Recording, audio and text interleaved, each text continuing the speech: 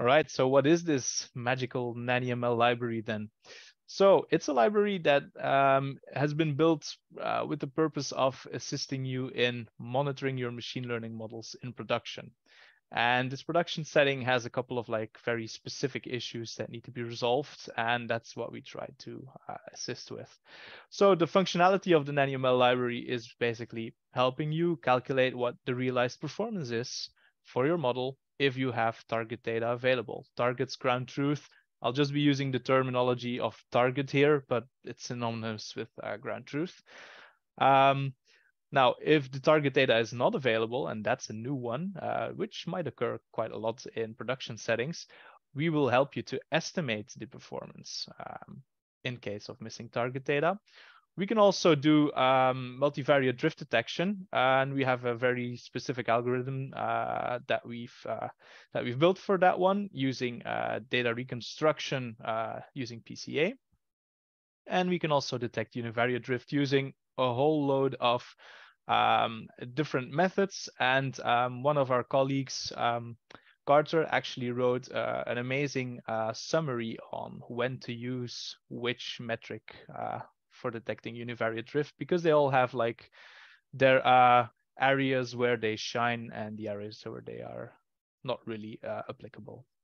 So very interesting read, and you can find that in our documentation page. Next up, it's not yet well known, but there is actually some cool stuff concerning calculating the correlation between the changes in performance and the drift that is occurring in each feature.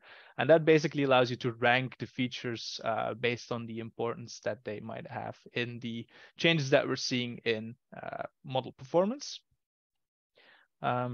This is called the ranker functionality. It's something like it's still like early days for us building this kind of thing.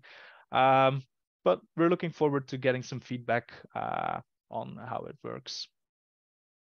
Currently, NannyML is supporting classification and regression use cases.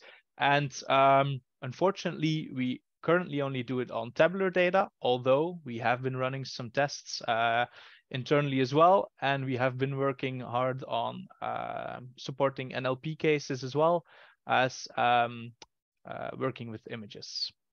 And the results are promising for now. And we also include some plotting functionality.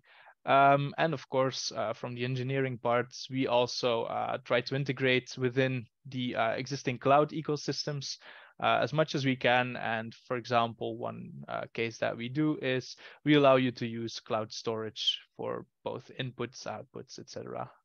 Of the library.